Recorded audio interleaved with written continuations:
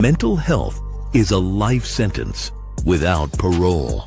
Too many of us carry invisible wounds, trauma, loss, shame, and silence. I created the Crawl, Walk, Run podcast to break that silence, to give a voice to the voiceless. This is not just a show. It is a platform, a place where authors, veterans, first responders, survivors, and everyday people can share their truth without fear of judgment. We crawl through the darkness. We walk toward healing, and we run into purpose. Together, we will build this community. This podcast is about resilience, about stories that matter, and about reminding the world that your voice could save someone's life. I'm your host, Steve-O, and this is Crawl, Walk, Run. Craig Semple is a former detective sergeant with the New South Wales Police Force who spent more than 25 years investigating serious crime across Australia. Throughout his policing career, Craig worked on the front lines of major criminal investigations, including drug trafficking operations, outlaw motorcycle gangs, and homicide cases. His work placed him in some of the most demanding and high-risk environments in law enforcement, where the pressure, responsibility, and exposure to trauma are constant realities for those who serve. Craig joined the New South Wales Police Force as a young recruit in the late 1980s and built a long career as an investigator working against organised crime. Over the years, he developed a reputation for persistence and dedication while pursuing complex cases involving violent offenders and criminal networks. However, like many first responders, the cumulative impact of years spent confronting crime, violence, and human tragedy eventually took a toll on his mental health. As Craig often reflects, for many first responders, the greatest battles are not the ones we fight on the streets, they are the ones we fight in our own minds. After decades of service, Craig was medically retired from the police force due to post-traumatic stress injuries. Leaving the profession that had defined much of his life forced him to confront a difficult transition and rebuild his sense of purpose outside the badge. Reflecting on that period of his life, Craig has said, "I spent years protecting others from danger, but I never realized how much damage the job was doing to me." Rather than allowing those challenges to define him, Craig chose to transform his experiences into a mission to help others. Drawing from his own journey through trauma and recovery, he became a passionate advocate for mental health awareness, resilience, and psychological well-being. Today, Craig is the founder of Mentality Plus, an organization dedicated to improving mental health awareness and resilience in workplaces and communities across Australia. Through Mentality Plus, Craig delivers training programs, workshops, and keynote presentations that help organizations recognize the importance of mental health, equip individuals with tools to support one another, and create environments where well-being and resilience are prioritized. As a certified mental health first aid instructor, Craig works with businesses, leadership teams, and frontline workers to provide practical education on recognizing mental health challenges, responding with empathy and understanding, and building stronger, healthier workplace cultures. Craig is also the author of The Cop Who Fell to Earth, a powerful memoir that shares his journey through policing, trauma, and ultimately finding purpose by helping others navigate adversity and mental health challenges. His message today is simple but powerful. Resilience isn't about avoiding adversity. It's about finding the strength to rise again after life knocks you down. Through his writing, speaking, and training, Craig Semple continues to use his lived experience to inspire others to confront mental health challenges openly, build resilience in the face of adversity, and support those who may be silently struggling.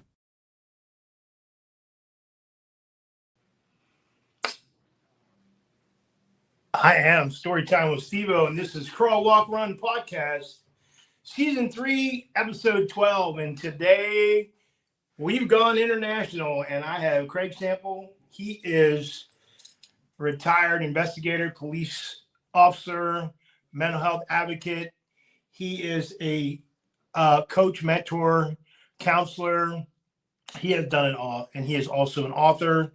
And he has taken his undivided time. We are recording right now. He is in Australia. I am in Pennsylvania, Eastern Standard Time, and he is in Australia. This is going to stream next Wednesday, so let's not delay. Let's bring him in. Let's bring in Craig here. How you doing today, Craig? Good, Steve-O. Good. Very nice to meet you, mate. Thank you very much, man. Thank you for giving up all the time in the world from what you do daily, helping people. And like I said, before we talked, you have an amazing public affairs team. Reached out to me. We interacted. Amazing. I wish I had a public affairs team, but I do everything myself. I just don't have the money for it. So let's get this started, man. So what does Crawl, Walk, Run mean to you, brother? Well, I mean, obviously, in terms of the context of what your podcast is all about, Steve-O, and what we're here to talk about, for me, Crawl, Walk, Run, for me, is to start small, build on it, and then come out the other side stronger. So when we're talking about adversity, when we're talking about challenges in life, when we're talking about recovery from mental health problems, it's all about that. Starting small, building on it, and then coming out the other side a stronger person. Great. What is trauma? And if you don't have trauma, what do you do to help people with trauma? Look, it's a very complex question. Well, that's a very simple question, but a very complex answer. So trauma, there's two aspects of this. There's a diagnostic criteria that clinicians will look for with, say, PTSD, for instance, which is trauma is based on whether the person's been exposed to actual or threatened death, serious injury, or sexual violation. Now, that's the medical diagnostic definition. But for me, life isn't so simple that it fits nicely in a medical box. And trauma for me means so many things because it means so many things for different people as well. Trauma for me is it can be things like massive financial loss. It can be a loss of someone's career.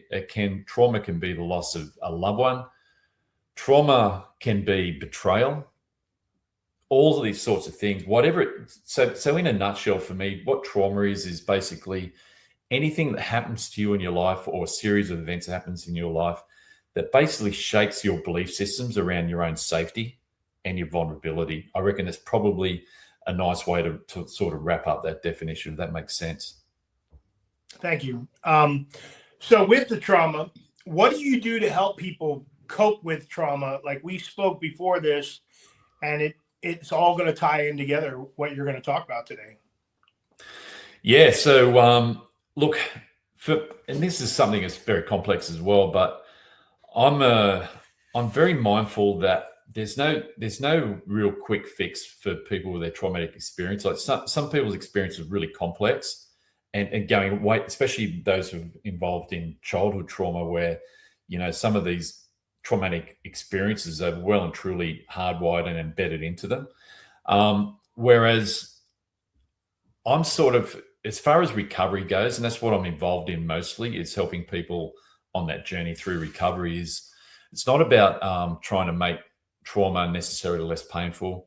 It's not about trying to necessarily make trauma just go away, because you can't change history, right? It's there. My whole focus is getting people to try to, rather than being cured and being pain-free, it's about learning ways in which they can learn to live with their traumatic experiences better. So that's basically where I come from. And so, I learned to do that, and I learned it the hard way. But a lot of the programs I run now, so I developed programs which, there's many different ones, but the one I mainly have most passion for is a program I call Growing Through Transition, which is a program that it's a one-day program I run for police officers who are going through medical retirement from the police force. And like my story, I was out of the police force for quite a number of years before I started really getting myself back on track. I'm sort of hoping to give these guys the tools that I use eventually right at the start of their journey, so that they've got a better chance of hitting the ground running with a better sense of direction and control when they leave their careers, rather than falling into that really negative victim mindset that a lot of them will sometimes fall into as well. So my last question is mostly military transition, but you and I spoke prior to the show. You help other first responders and police officers transition. So how was your transition when you left the police or investigation department side of the house? It was a nightmare, Steve. It was number one. So probably should give you a little bit of background on what happened to me there too, because look, I had post-traumatic stress disorder for quite a long number of years before I eventually left the police force. But like a lot of us, I kept it secret. I didn't want anyone to know about it, and I truly didn't understand it very well myself. You know, back in my generation of cops, and I'm going back to, you know, the late 80s when I joined, mental health wasn't spoken about. We had no education in my role as a cop about mental health problems. That we didn't know what to look for, not only in ourselves, but also each other. And we didn't know the things that would increase our risk of developing mental health problems either. It was just something that you just didn't talk about. And because of that, like when I knew that I had problems at certain milestones of my career, but there was one particular homicide that I investigated that I talked about a lot in detail in the first book. But sometimes it's not just the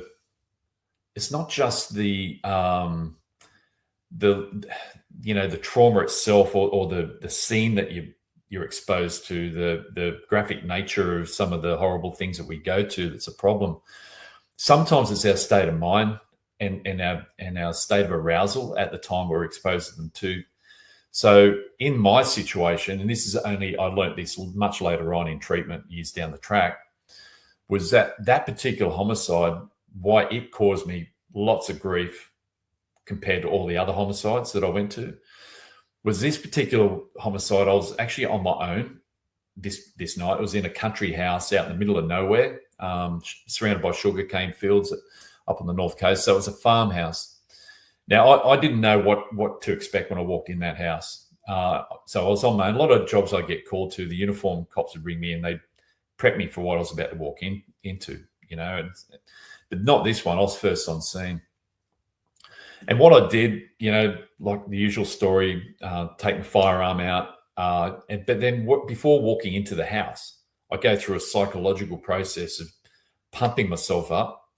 And I didn't understand the whole fight-flight response then, but I knew from playing football and everything, you get yourself psyched up before the game, you're gonna play tougher. So I went through a process like I've done many times before. It's like, mate, as soon as you walk through the back door of this house, do not, if you are confronted with a threat, do not hesitate to pull the trigger.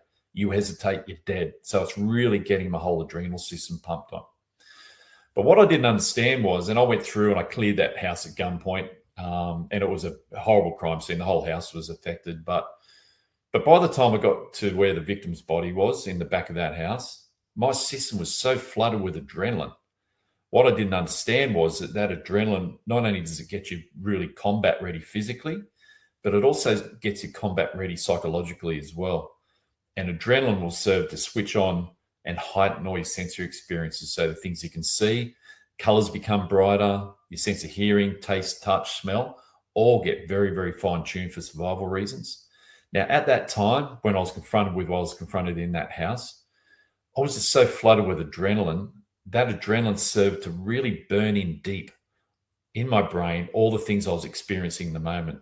Those sensory things, the things I could smell, the things I could taste in the air, you know, all these things, the things I was seeing. And it sort of scrambled the way my brain processed those experiences in the moment, which later caused post-traumatic stress disorder. So there's many different things that can play a role in this. And for me, look, it was a couple of weeks later that I started having really bad nightmares about that particular homicide. That's the only time and the only thing that I knew that I had a problem. And these nightmares were really graphic and they were extremely terrifying. You couldn't get back to sleep afterwards. And after a couple of weeks of recurrent nightmares, I thought, mate, you've got a problem here. We weren't educated about mental health problems, but I watched enough movies about Vietnam vets, etc., with, you know, and even the World War I was shell shock, that a common symptom of PTSD was nightmares. And here I was having nightmares. So, but I made a conscious decision back then. I had two choices. One was to go and get help for it. Mind you, psychological services back then were a bit hit and miss as well. Or I could keep it secret. And that's what I chose to do, because I had a deep-seated fear that if I told anyone about this, my career was done. And I loved my career so much. Policing was in my DNA. I just loved law enforcement. So I made that choice, and I battled on for the next 8 or 9 years. Chronic sleep problems. My sleeping patterns back then for 8 or 9 years were somewhere between 2 and 5 hours sleep a night. 5 being a good night's sleep, and usually alcohol induced. So that's not really good. There's going to be a consequence for that. But also, as well as the alcohol abuse, I also relied on my work as a way to try to outrun what I was dealing with.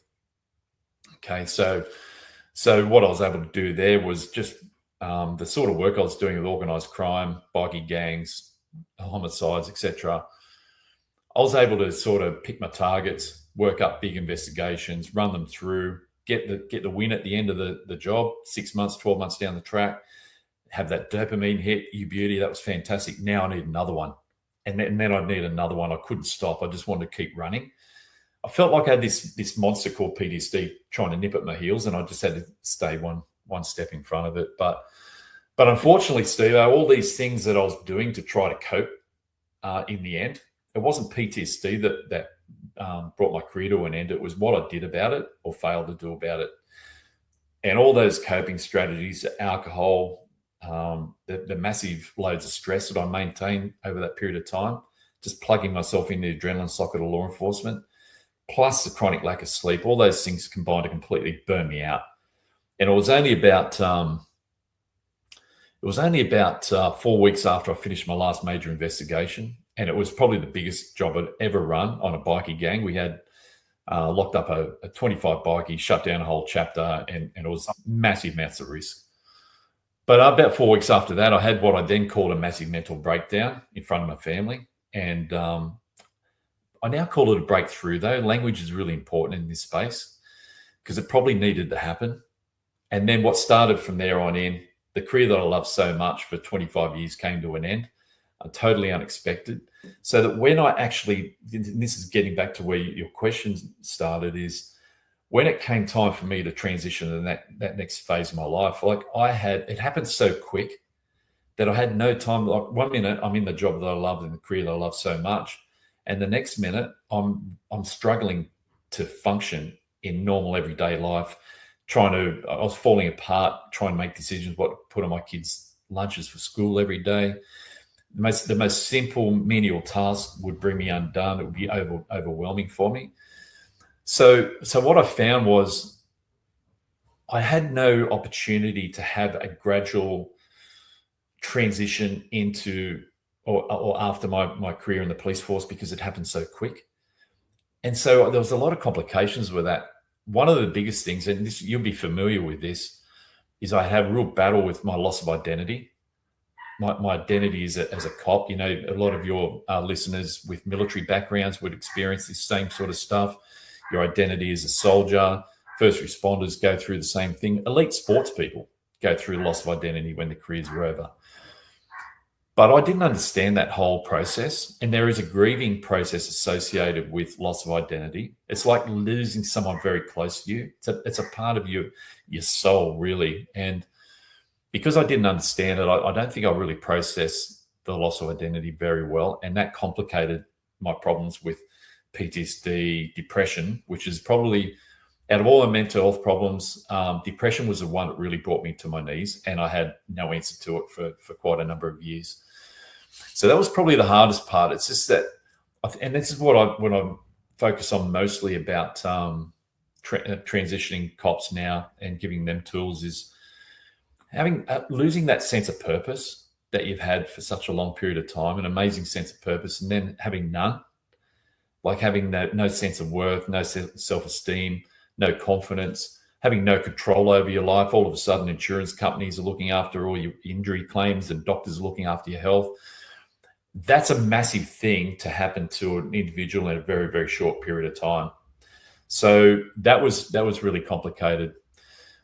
But through my journey out of that hole that I was in, sometimes, unfortunately, some people like me got to hit rock bottom before we start looking up, and that happened. And suicide's something I talk about often, especially in the mental health talks that I do and the education. But I had a battle with suicide for 3 long years after my career in the cops, and as an investigator, I had to go and investigate suicides. It was part of my job, and nearly all the suicides investigated, dozens of them, were blokes. So men are way overrepresented in suicide statistics. But anyway, I had this battle. It scared the hell out of me. I was really struggling just to avoid going down that path. But then my marriage broke down 3 years down the track, and I made that attempt to take my life. I'm one of the lucky ones. I got a second chance. Ended up in a hospital emergency ward. Everything got sorted out. But, you know, it gave me such a fright that I realised, mate, you obviously don't want to die. If it scared you so much, you want to live. So that was where my turning point was in my recovery from there. Wow, I'm speechless. So I had a firefighter on one of my shows who was a captain in the Army, and he told me that when you're in combat, most combat engagements are probably a couple minutes, maybe 20 minutes, but first responders, they see it every day. I mean, throughout, you see stuff that soldiers wouldn't even imagine. So the platform belongs to you. I'm done with my questions. So it belongs to you. I'm just curious. I'm like blown away already from listening to you. So tell us. Well, mate, if you want, I'll tell you where it went from there. It's so that rock bottom moment. Look, I remember when I was in hospital, and I was on that hospital emergency bed and hooked up to machines and whatever and monitors, and my eldest son drove me into the hospital that night, and that's impact on family. And I made a promise to him while he was holding my hand in that hospital that night that I said, mate, this will never happen again. I'm going to find a way, get my life back and get my life back on track. I make that oath to you right now. And I also made it to myself as well.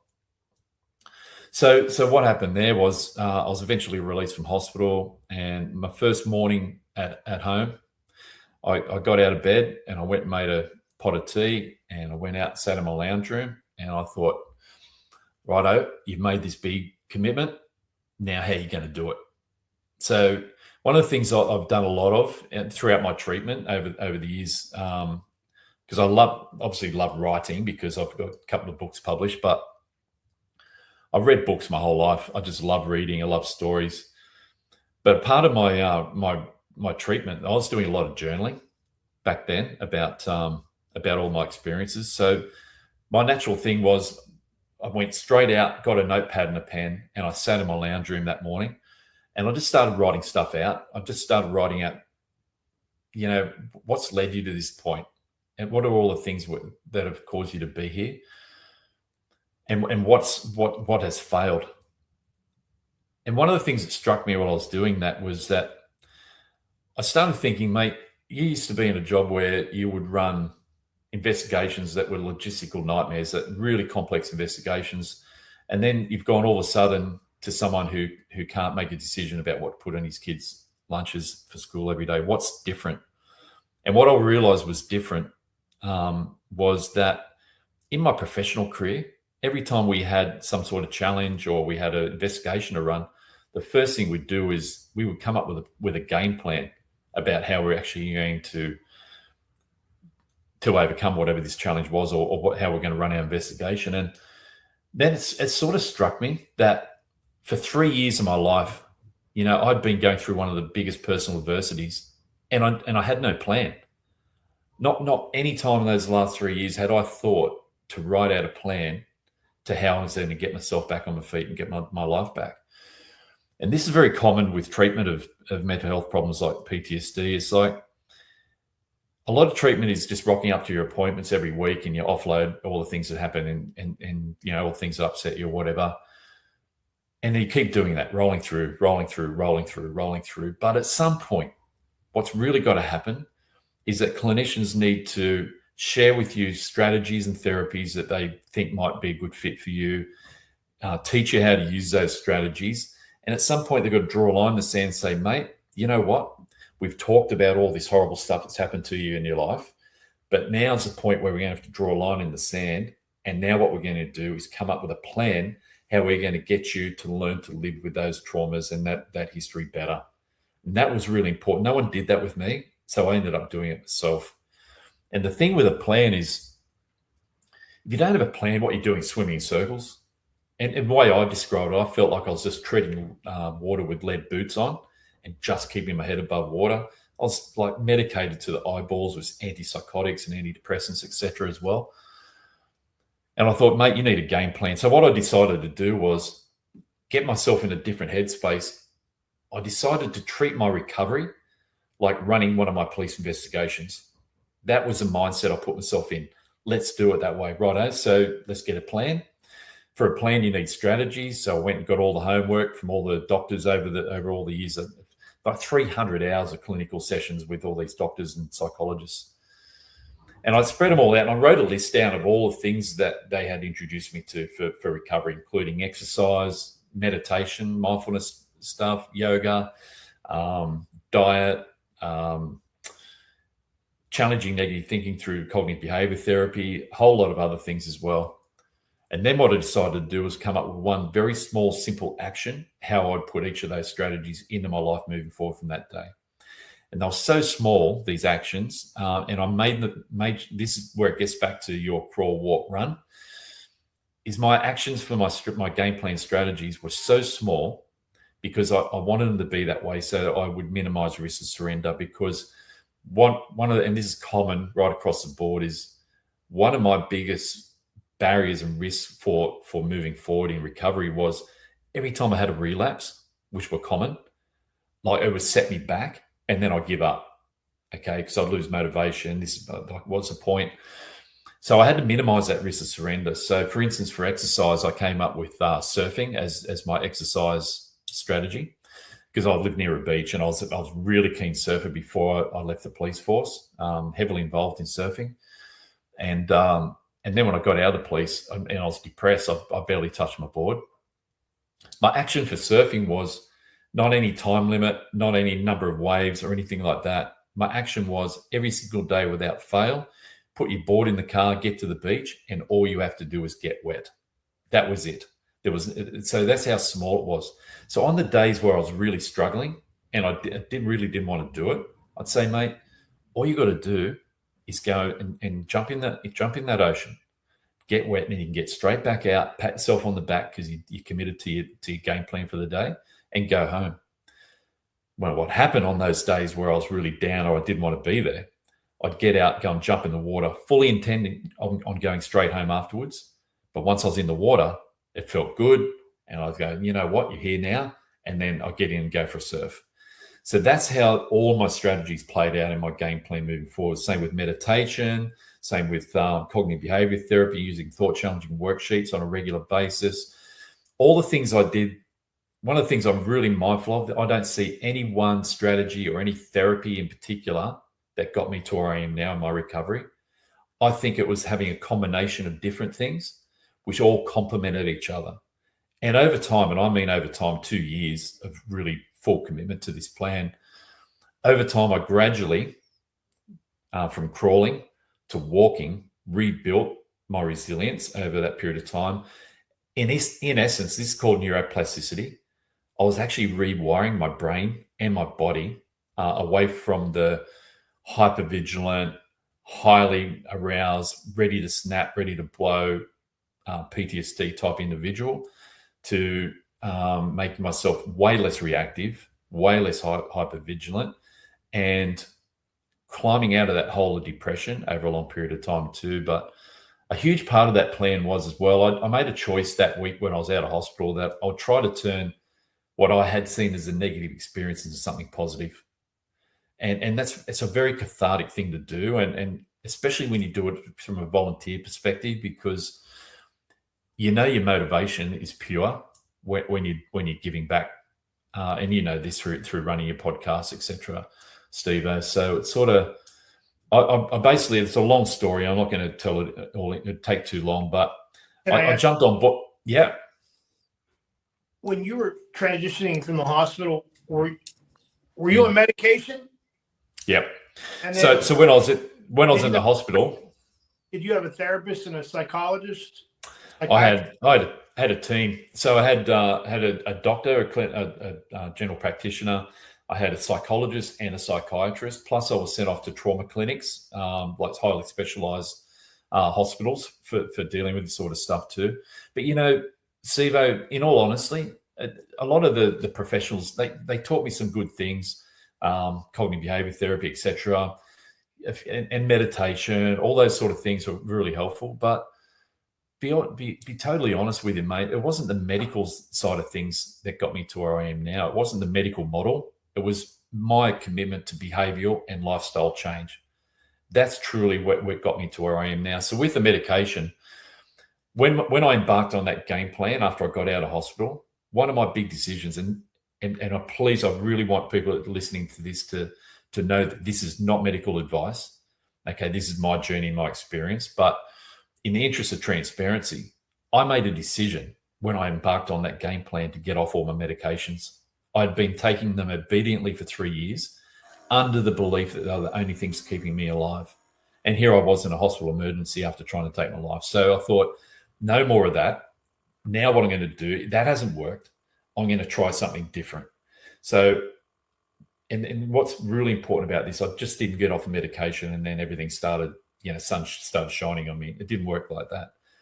What I did was I replaced my reliance on medication with dedicated commitment to exercise, to meditation, and all the other things that I talked about in practicing gratitude, journaling, all that sort of stuff. I replaced the medication with that behavioral lifestyle change, and that's where the difference truly occurred, and that's where the recovery came about as well. There's challenges with withdrawal from medication, especially when you've been on it for so long. My doctors asked me not to do it, but I said, mate, I'm the best expert of me, and I've got to give myself a fighting chance at this. So they helped me with that process. Long-term medication use, the doctors don't tell you, but I wrote about that in The Broken Mirror. About the impact? To the body, the kidneys, the mind, everything. Yeah, it's sort of the weight gain, the loss of sex drive, and when you're depressed, right, and you've got major depressive disorder, and then you're on medications that may sort of numb you out, and then you lose your sex drive, libido, function. That adds to that loss of self-esteem as well. Weight gain as a result, impaired liver function, having to get blood tests all the time for the impact of these medications. I don't say people shouldn't be on them because everyone's different and everyone's journey is different. But for me, a pivotal part of my recovery eventually, pivotal decision was getting off all my meds. But like I said, I was pretty determined. I was very committed to my game plan, and I fully committed over that period of time to all those actions. And the other thing was, every single time I did have a relapse, and I had plenty of them, it was more like a story of 2 steps forward, 1 step back. Every time I had a relapse, just go back to a basic where my start of my game plan was, and then take another 2 steps forward. But a big part of that was getting the purpose back too, Steve. It was like in Australia, are you allowed to do edibles? Look, whether you're allowed to or not, look, there's a lot of medicinal cannabis, marijuana, CBD. Yeah, you can get what you want over here. It's not legal, but no one pursues it.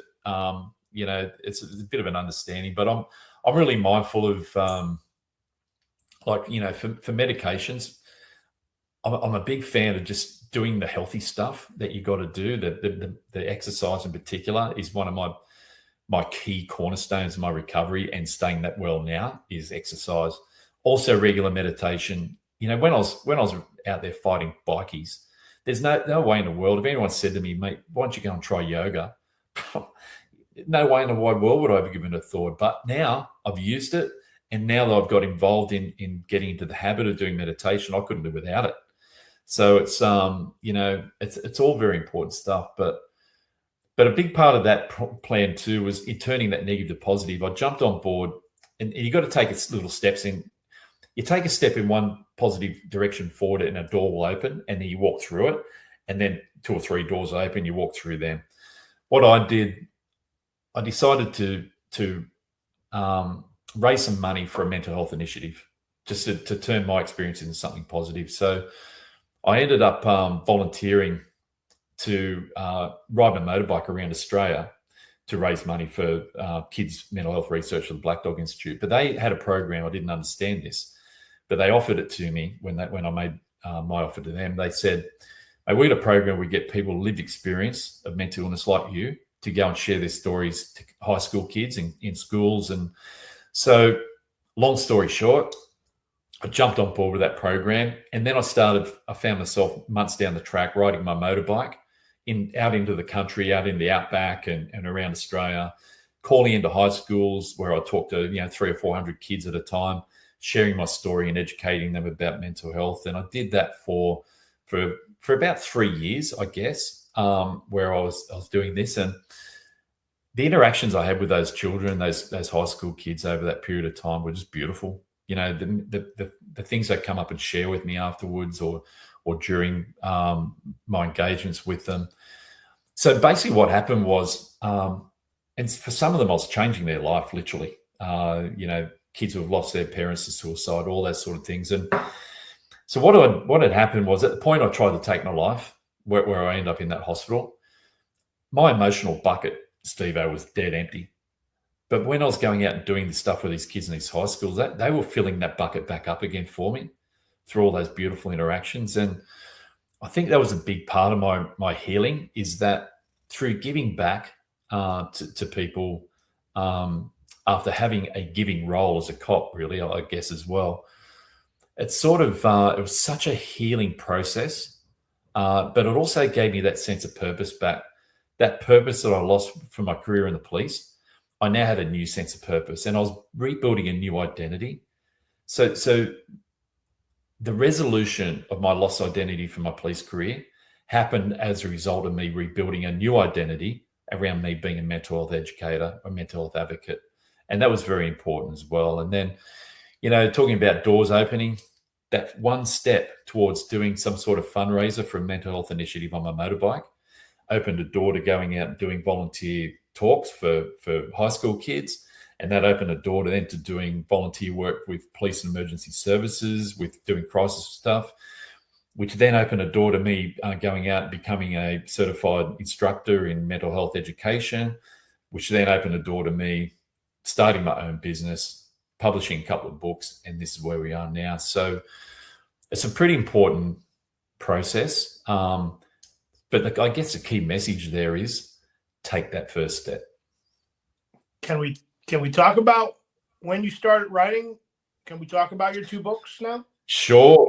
Yeah. Well, the first book, Copper Fell to Earth, the process for that was because I had a work injury claim. It was, PTSD was all to do so it was a work injury. This is your first book right here? This is the second one, Getting Back Up Again. So this is the first one. So the first one, I was talking about how I was doing a lot of journaling back then. When I went to my doctor, the first appointment, he said, mate, we need a chronology of all the bad stuff you have done, like been to in your police career, and so we can put it through on your claim. So he didn't really explain it, but I spent 8 months writing 60 pages of all the horrible crime scenes and things that I've been to over the course of my career. But then when I finished that and gave it to him, I then said to him, mate, you know what? That's 60 pages of all the horrible shit that happened in that job. But my career was way more than that. There was fun stuff. There was exciting stuff. There was fun. There was heaps of awesome stories and amazing things that I want to go back and start writing it all over again. And what I want to do is, over time, every single phase of my career, I wind up writing about it, and then I can put it behind me. And then when I get the whole lot done, I can package it up and I can give it to my kids, and they will know why Dad ended up like he did, and maybe be proud of me in that process too. So that was how that started. And long story short, after I finished it, he read it, and my doctor, and he said, mate, you've got to get this published. So during COVID, when my business was shut down, I went back, I rewrote it, sent it to a publisher, and they took it on board, and away she went. So the publishers were Bonnier Books over in the UK, the overriding publisher, and so they took it on board. And to be honest, Steve-O, out of all the professional things I've done in my life, in the police and everything else, because I'm such an avid reader and I've loved reading my whole life since being childhood, when I first saw my first book on the shelves of bookshops and in airports, it was some of the most proudest feeling I've ever experienced in my whole life. And it wasn't about, because there's not much money in books, it's not about financial reward. It was about the validation from a publishing company to say, you can write, mate. You're an author. And so that I was so proud of that. And so part of the reason why I went through and did the second book was that I don't see my story as anything particularly different from anybody else's when it comes to dealing with mental health problems. Even my career in the police, not much different than a lot of other cops have to go through as well. But the difference is I have an ability to put into words. And I think that's important, that if I have that ability, that I actually go forward and project that and do that, because I can be a voice for others going through the same sort of stuff. And that's what the second book that you've got up there now, Getting Back Up Again, that's what that one's all about. So that one's mostly about mental health problems, what it's like to live with them, the impact. I talk a lot in that book about what family and friends can do in support as well. Talk about recovery and what defines recovery and some of the strategies you can use, particularly in game planning, like I did, coming up with your game plan for recovery and setting goals, all those sort of things, all in this one. One of the things I also talk at the back of this book too, so it's a mental health recovery resource, but it's written from a story point of view. So it makes it more practical. But one of the things I do talk about at the end of it is a topic that's, or a term that's not used anywhere near enough as it should have been. It's called post-traumatic growth. We're always talking about words like disorder, which are really negative.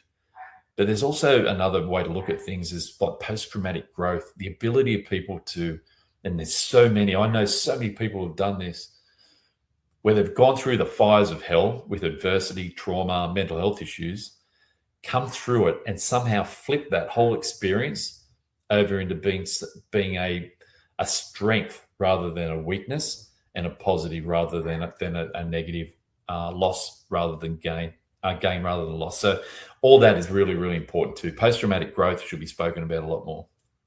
So can you talk about your organization that you have now? Yeah, Mentality Plus. Look, so what I do, yeah, sorry, mate. You have a third book coming at all? Yeah, I've actually got started on a fiction. So I'm writing a crime novel. So this is way out of my comfort zone, which is important too, because one thing that is good for personal growth is challenging yourself. So that's what I'm doing. My publishers, the first and second books, they said, mate, right now we want you to write novels, and we want to sign you up to a contract now. And I've gone, whoa, I've never even done this before. So I'm very mindful not to put too much pressure on myself. So I'm writing a third one. We'll see what happens with that. So, but with 25 years in the police force, there's a lot of stories I haven't told in the first book, and a lot of stories that I haven't shared anywhere. So there's a lot of material I can draw upon for fiction as well. But Mentality Plus, yeah. So I basically use my business as a through my business, I go out and deliver mental health, wellbeing, resilience training in workplaces mostly, right across the country. But my main focus, I do corporate work, etc. But I do a lot of work in the emergency services space, but also a huge amount of work in male-dominated industries. Like we've got a lot of mining, like coal mines, etc. over here in Australia. I get out in the mining construction sectors in that high male-dominated industries, mainly because I can sort of fit in there, and I think I'm relatable to blokes. So I've got a real passion for men's mental health, particularly when we see that 3 out of 4 suicides are men. There's a lot of work we've got to do in that space. I never thought mental health was a big thing in the coal mining industry, but probably it's is. massive. It's massive. It's sort of so there's different sorts of mining ventures over here. So I've got some that are within a couple of hours where I live, where they can go home after every shift and see their families. Or do you have contracts where you get paid to go out and talk to these giant organizations? Yeah, the companies themselves, they'll just pay me to come out and talk to their troops. So, but then there's other mines like I'm going to be going to next month up in central Queensland, which is a long way. It's like there's 15-hour drive if I drove up there. But they're called fly in, fly out miners. They're FIFOs. And so they fly from anywhere in Australia to this mine, and they'll go and do a block of shifts, and they're away from their families for weeks on end, and then they fly home for a little period of time, and they keep doing this. And the mental health challenges for them are exponential. It's like military people going away on deployments. We're spending a lot of time away from your families. It puts a lot of strain on relationships and finances. And so, yeah, they've got a lot of mental health challenges in the mining sector. Same with construction as well. So, yeah, I've got a real passion for that. Wow. Amazing. So we're getting around 45 minutes now. So I just want to say amazing story. I believe one thing I learned is networking. So do you network with all your prior investigators and officers? And network is the key to your success and education. Not talking like book education. I'm talking about not being a suit and tie guy, but not getting a college degree. But like I said, from the lessons learned, I would rather listen to someone like you instead of a suit and tie guy that learned it in a classroom or a doctor. Like I said, I still go to my therapist. Now, I've been going to my psychiatrist since 2008, the same guy. And if it wasn't for that guy, I probably wouldn't have written 3 books.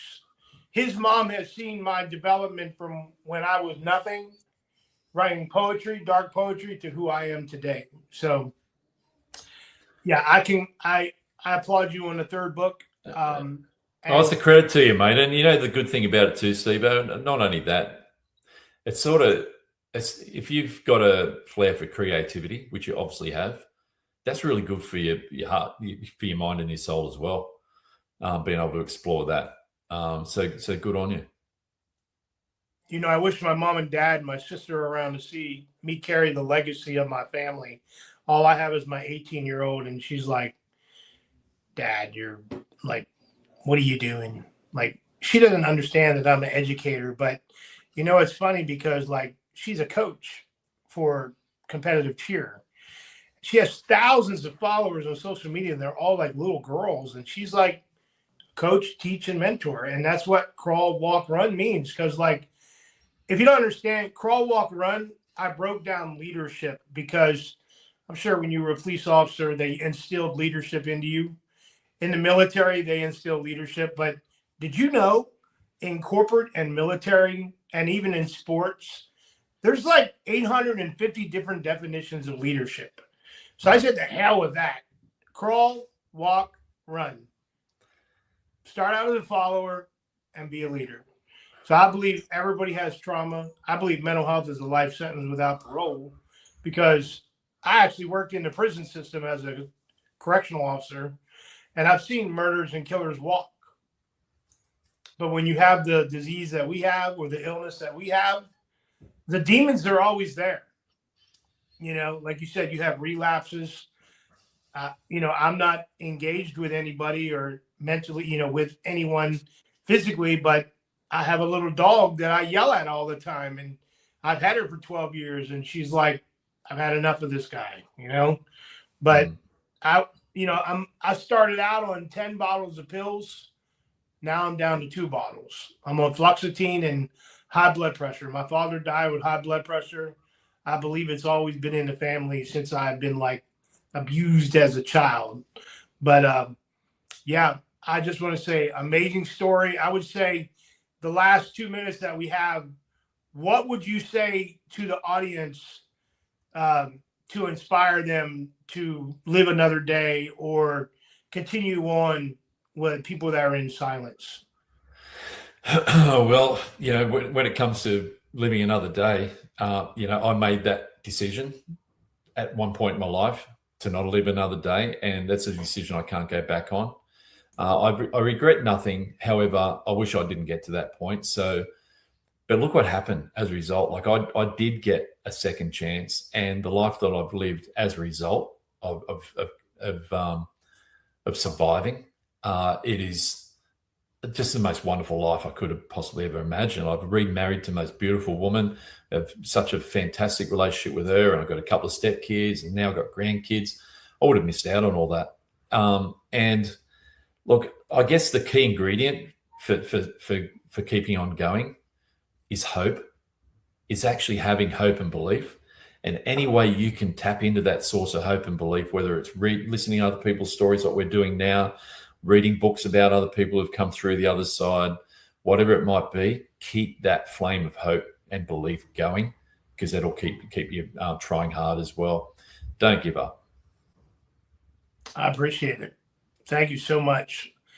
So is there anything else that you would like to say before I do my closing?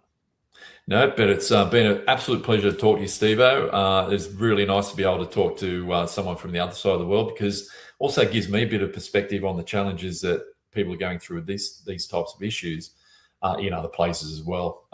But good on you for the work you're doing, mate. I appreciate it. Thank you very much. I really do appreciate it.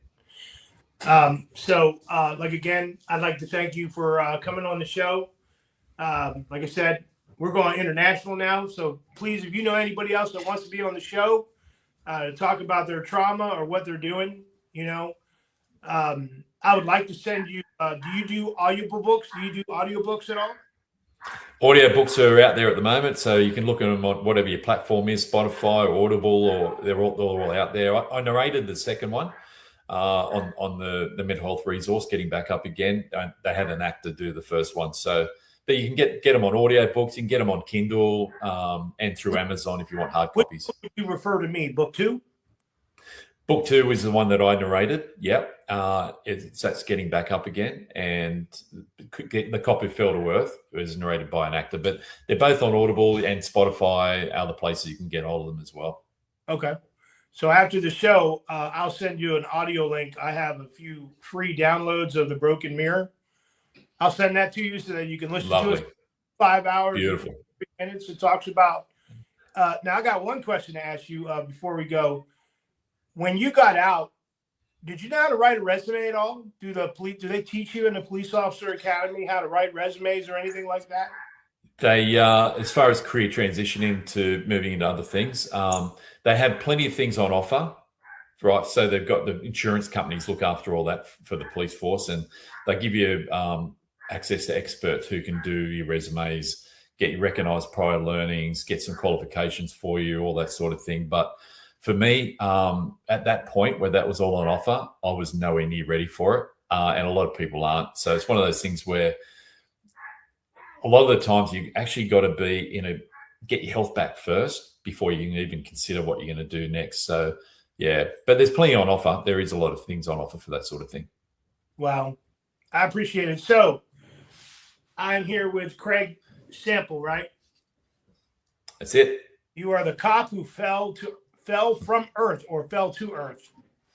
Fell to. How did you come up with that title, man? It was, I didn't. It was actually, there was a newspaper over here in Australia that did a story on me and my journey in a weekend magazine, and that was the title she gave it, and I thought that actually fits my story so well, and I asked her permission to use it in the publishing. They loved it as well. So but apparently there's as it turns out, there's other books. There was apparently a movie called The Man Who Fell to Earth years ago, David Bowie or someone was in, but there's also a kid's book called The Cow Who Fell to Earth. And so with Amazon, with their ratings, my book and the kids' book keep getting mixed up. So anyway, but The Cop Who Fell to Earth, it definitely does fit my story. Great. So I want to thank you very much for being a guest. I'm going to drop you down. Once I finish the show, it'll download. I'll send you and your team the link so that you can look at it. Like I said, we'll discuss the artwork. Send me a new picture. We'll work on that. And like I said, thank you very much. I appreciate you being on the show, man. Good on you, Steve. Take care, mate. Thank you very much. I'll leave my computer on for the download, yeah? No, I'll send you the link to the email, man. Oh, it's all good. Yeah. Okay. Yeah, you go do what you got to do, man. Love, peace, and joy. Excellent. You too, mate. See you later. Yep. So I am Storytime with Steve-O. This was season 3, episode 12. Crawl, walk, run. The cop who fell to earth with Craig Semple. Amazing interview. We've gone international. If you want to be on the show, reach out. I'm here. I have Storytime with Steve-O. Mental health is a life sentence. And always remember, if you're in silence, pick up the phone and call your friend. If there's no one around, then you got to pick up the phone and call 988 or 911. Love, peace, and joy. I'm Steve-O. I'm out.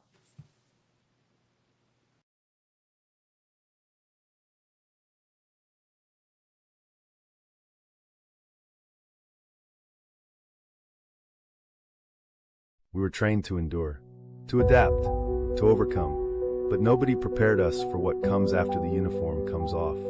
This season, we're pulling the curtain back on the system veterans are forced to survive, not just serve. From suicides happening at VA hospitals, to mental health care that falls short, to growing fears about disability compensation ratings and cost cutting. We're asking the questions no one wants answered. Why are veterans still fighting for care? Who's really being protected? And who's being left behind?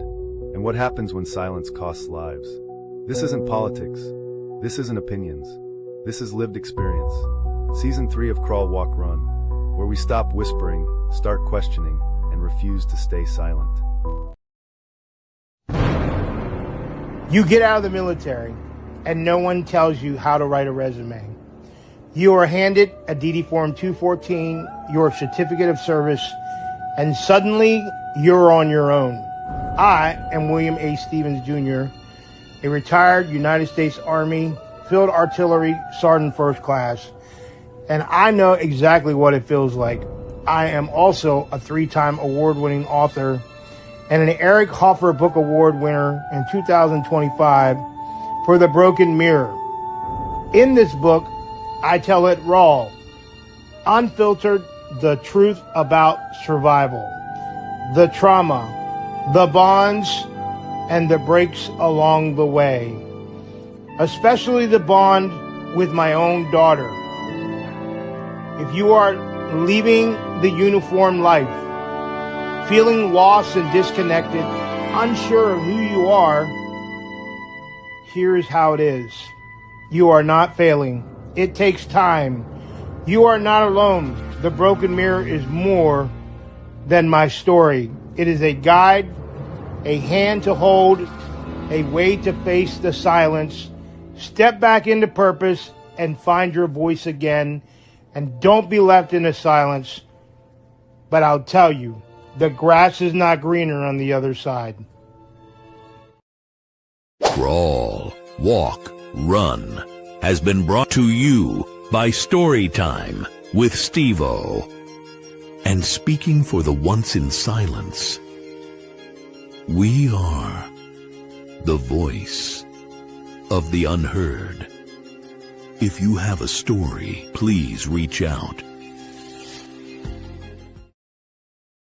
Till next time.